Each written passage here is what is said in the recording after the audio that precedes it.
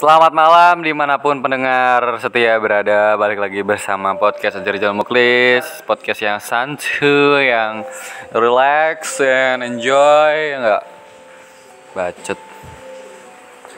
Gua lagi sama Badrun Tamin, sobat gua. Hai bre, ngomong anjing. Halo semuanya. Oke. So asik lu. Ini nggak ada mukanya kan? Hah? Nggak ada mukanya? Nggak ada lah, nggak usah, nggak apa.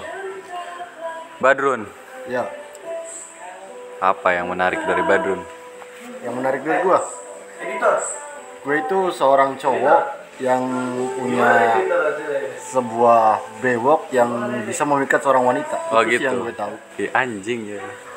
Sombong bangetnya bewok, gua nggak punya anjing. Itu umum sih. Drone. Yo. Apa gue bingung mau ngomong apa anjing. Keresahan Badrun saat ini tuh apa? Keresahan gue saat ini. Iya. Gue itu resah. Kalau gue lagi resah. Ya udah bagus. Dalam artian gue nggak ada keresahan sih sejauh ini. Hidup gue selalu Santuy, chill ya mengikuti enggak? alur. Filosofi Tokai. Apa tuh kayak anjing? Toke. Go with the flow. Hah? Apa itu? Filosofi Tai bego. Anjing. Ibarat tai yang mengalir di aliran sungai. Itulah Badrun. Itulah hidup gua. Gak ada pikiran, gak ada beban. Ikuti alur. Enggak ada pasangan, Yo, kalau pasangan kita ada konteks lain, Pak. ada konteks lain. Dan di sini saya nggak mau ngomongin pasangan. Oh gitu. Ada. Yang menginspiratif dari Badrun tuh apa sih? Dalam hal apa? Ya, lu memandang diri lu inspiratif tuh di hal apa? Apa ya? Gue juga nggak paham. Kebanggaan daripada diri lu sendiri itu apa? Penting gak sih kita tuh mengapresiasi diri sendiri? Sama halnya dengan mencintai diri sendiri sih. Yang gue banggain dari gue ya gini apa adanya. Apa Stay adanya? humble, Stay humble, sosialisasi, sosialisasi, publikasi, publishing. public speaking juga oke sih. Dan juga mudah berbaur. Seperti tayang dibucatin tadi.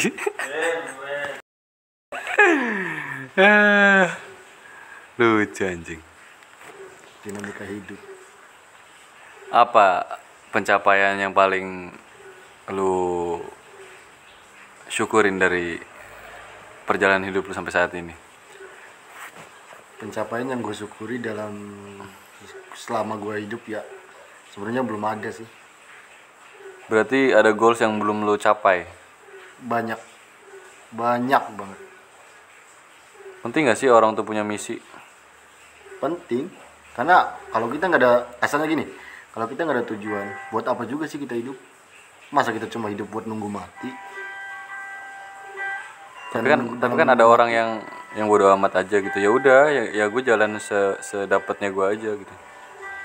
Sebenarnya pola pikir orang-orang seperti itu nggak bagus juga sih kalau diterapin dalam kehidupan, apalagi dalam hidup sosial. Sesuatu bodo amat itu sebuah hal yang negatif. Kenapa itu dibilang negatif? Karena gini, kalau lu kerja kelompok, lu berdua deh, terus yang satu optimisme, yang satunya lagi bodo amat. Peran lu dalam kelompok itu apa? Nggak ada kan? Sama halnya lu hidup dalam sosialisasi, lu bodo amat, nggak ada peran dalam hidup lu, apalagi di masyarakat. Oh gitu. Jadi yang sangat-sangat gagal itu Wow, ada iklan. ketika ia tidak punya sikap. sikap dalam artian, Siap-siap gerak.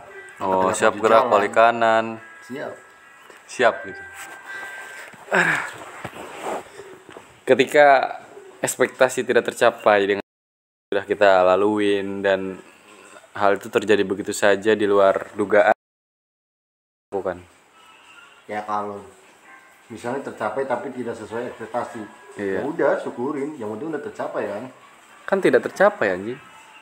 Kalau tidak tercapai ya gimana caranya harus tercapai meskipun tidak sesuai dengan ekspektasi.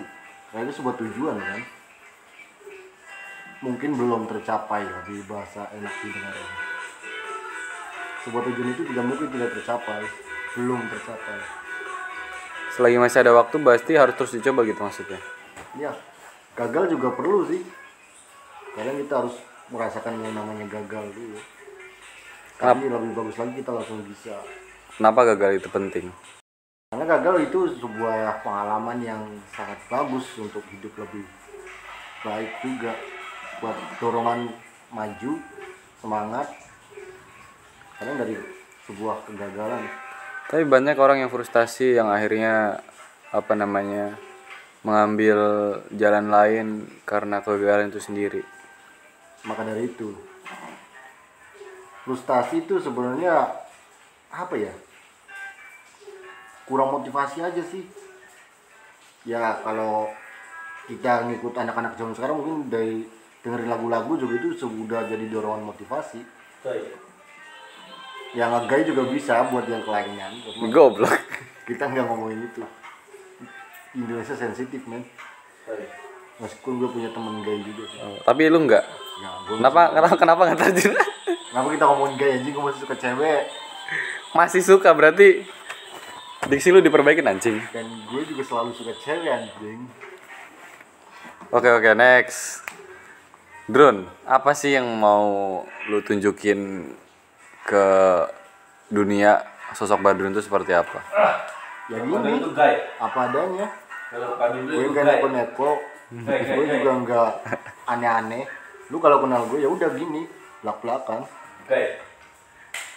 Tapi pernah nggak lu dapat pandangan miring yang menurut lu kurang tepat?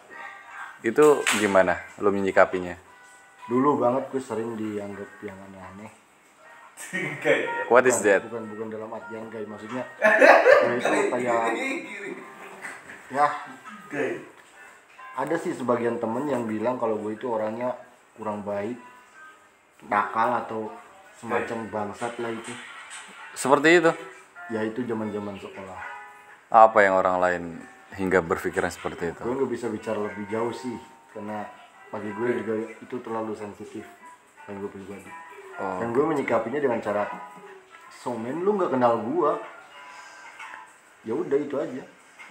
Lu kalau mau tahu lebih dalam lu harus kenal gue, jangan menilai apa kata orang. Jadi ketika kita ingin mengetahui tentang seseorang itu lu harus langsung terlibat langsung dengan orang tersebut, ya nggak sih? Ya minimal lu ngobrol ya sama orangnya, jangan lu nggak kenal tapi lu udah Ngejudge dulu. ngejudge orang itu, si A ini seperti ini, wah itu enggak Ya, banget boy. bener sih. Ketika kita terlihat apa adanya tapi masih saja dinilai miring oleh orang lain, itu karena mereka memahami kita hanya dari apa kata orang gitu, bukan dari apa yang dia lihat dan dia rasain sendiri saat bersama kita, ya nggak? Ya tepat. Karena memang seperti itu sih manusia zaman sekarang. Gue juga suka bingung. Tapi Drun, Iya. saat lu nggak ada nanti, apa yang mau lu tinggalin di dunia ini untuk mengenang seorang Badrun? Ini terlalu gelap ini pertanyaannya. Berat goblok, bukan gelap tolong. Lu nggak ngerti. Gelap juga anjing, terlalu dark ini. Kenapa harus dark? Apa jawabannya?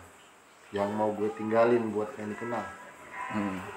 Supaya orang-orang di dunia itu tahu gitu kalau Badrun tuh pernah hidup di dunia ini. Apa yang mau lu tinggalin di sini? Mungkin dari beberapa orang yang udah kenal gue juga bakal ngerasa sih sesuatu yang udah gue kasih ke mereka, dalam artian mungkin sebuah canda atau sebuah pukulan juga. Ya banyak lah yang udah gue kasih ke mereka, tergantung mereka mau mengenangnya seperti apa.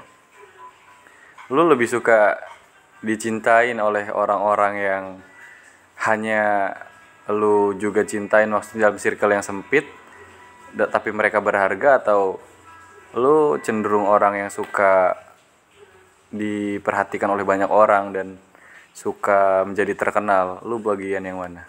Gue tuh orang yang gak mau dikenal banyak orang sih. Kenapa lu milih itu? Ya hidup bakal risih men, lu bakal tenang. Hidup lu nggak akan tenang kalau lu terlalu dipantau oleh banyak orang.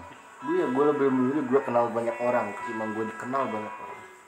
Bukannya itu membawa sisi yang positif juga ya? Ya tergantung persepsi orangnya sih. Kalau gue pribadi kan nggak gitu juga.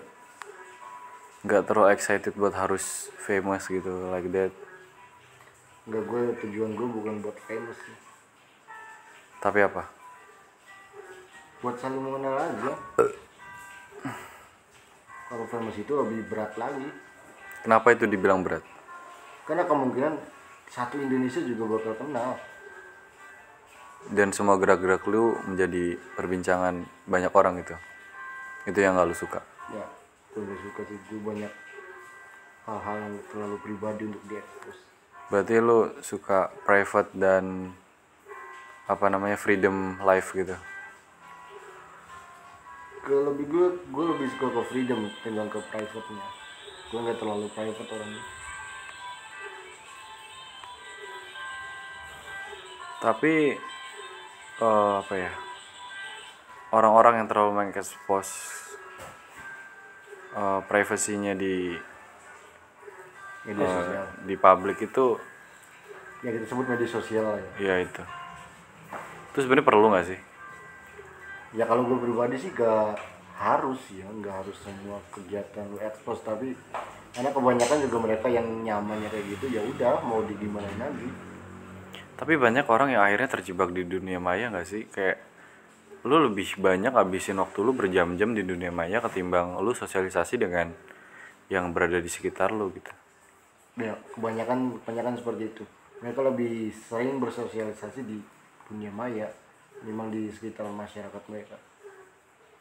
Kadang mungkin ada juga sih seorang yang nggak kenal sama tetangga sebelahnya sendiri Anjir. karena terlalu sering memantau dunia maya, dan itu udah sangat buruk sih untuk kehidupan. Berarti gak hanya meninggalkan sisi positif ya, itu berarti sangat amat berpengaruh dalam kehidupan bersosialisasi. Iya, tergantung gimana kita sih menggunakan waktu kita dalam bermain media sosial ataupun bermasyarakat. Soalnya yang gue tangkap nih Dun, cara pandang orang menghargai seseorang atau orang lain yang tidak ia kenal itu karena sosial media hanya menunjukkan sisi baiknya seseorang, sisi perfectnya seseorang yang cenderung materialistis, cenderung menunjukkan kelebihannya, hingga membanding-bandingkan di dunia nyata itu kayak gue hanya mau berteman dengan yang menurut gue kastanya lebih bagus gitu. Apa sih, lu kan bukan anak sosmed, lu bukan seleb. Ya udah, gue berteman ya yang sekasta gue aja gitu loh. Gitu nggak sih orang membanding-bandingkan, mensekat-sekat dirinya gitu? Yang gue lihat-lihat sih dari beberapa orang juga mungkin ada yang seperti itu. Bahkan teman gue juga ada yang udah mulai kayak gitu, yang udah mulai gue sapa udah nothing. Dan juga ya, sosial media itu merubah sifat seseorang sih. Sosial media merubah sifat seseorang. Ya apalagi dengan kata followers. Yaps. Gue paling benci ketika seseorang harus membandingkan Followersnya. ya berteman hanya dari angka, bangsat. Menurut gue hidup teman-teman yang lebih langsung kita temui itu lebih berharga timbang teman-teman yang interaksi dengan chatting sih. Like that, yes. Gue lebih appreciated kayak lu berat, lu di mana, ayo ketemu ngopi bareng, main bareng, atau just discussion, but itu lebih bermakna sih, karena dengan berinteraksi langsung kita menyikapinya juga dengan emosional yang berbeda, dengan kata-kata yang lebih natural lah daripada kita di chat. Ya Lu cenderung lebih suka main di sosmed atau di dunia nyata berarti? untuk sekarang, dari dulu sih gue masih sering main di dunia nyata sih. Gue jarang malah interaksi sama temen yang di sosmed. Gue paling buka media sosial cuma buat lihat video-video lucu doang. Nggak ada gue chattingan sama orang. Berarti kalau kita memandang sosial media itu sendiri bakal panjang banget sih ini umurnya sosial media. Menurut lu apa yang bakal terjadi di 10 tahun 15 tahun yang akan datang dengan sosial media? Sosial media udah menguasai dunia. Kenapa lu bisa bicara begitu? Ya lu lihat aja yang sekarang, segimana menyeramkannya media sosial atau internet lah kita sebutnya. Internet aja udah menyeramkan kalau dari dia sisi negatifnya. Positifnya juga ada sih, cuma kita ya lebih bahas ke negatifnya aja lah. Banyak upaya-upaya yang dilakuin untuk mencegah daripada penyalahgunaan dan sisi negatif dari internet itu sendiri. Apa aja yang lo tahu? Penyalahgunaan dalam arti gimana? Kayak misalnya dengan internet transaksi barang ilegal menjadi mudah, trafficking bisa menjadi lebih mudah, trafficking human trafficking gitu. Terus transaksi barang-barang curian juga lebih efisien. Gue pribadi nggak berani sih ngomongin itu lebih jauh karena bukan ranah gue juga. Gue lebih ke circle manusianya sih, bukan ke Humanity-nya. apa yang dilakukan manusia. Lebih Di ke media humanity-nya. sosial atau di internet. Gue lebih enak bahas itu. Udah lah, gue ngantuk kan. Okay, see you next time on next project and podcast with Aziza Muklis, and bye.